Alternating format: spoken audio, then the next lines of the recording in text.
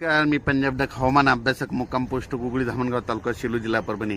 काल 22 मेला मान्सूननं अंदमान बेटावर दस्तक दिले आणि असा खूप सक्रिय झाला, त्याच्यामुळे महाराष्ट्रासाठी खूप आनंदाची बातमी आहे। म्हणजे यावर्षी लवकर पाऊस येण्यासाठी पोषक वातावरण तयार झालंय, म्हणून हा अंदाज लक्षात घ्यायचा।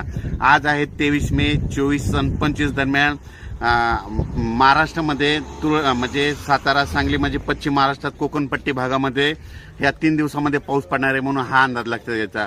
उर्वरित राज्यात मात्र तुरळक ठिकाणी पाऊस पडणार आहे, मान्सून पूर्व पाऊस पडणार आहे, म्हणून हा अंदाज लक्षात घ्या।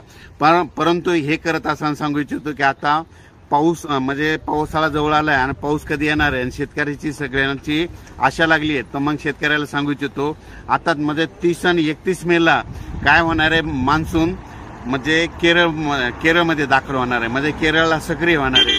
पण 30-31 मेला सक्रिय झाल्याच्या नंतर म्हणजे 1, 2, 3 जूनला केरळमध्ये 1 तारखेला येणार आहे आणि त्याच दिवशी मात्र महाराष्ट्रामध्ये 1, 2, 3 दरम्यान चांगला पाऊस पडणार आहे। म्हणून ही खास करून महाराष्ट्रातल्या शेतकऱ्यांनी 1, 2, 3 जूनचा अंदाज लक्षात घ्यावा, कारण की 1, 2, 3 जूनला महाराष्ट्रामध्ये बऱ्याच ठिकाणी पावसाला सुरुवात होणार आहे।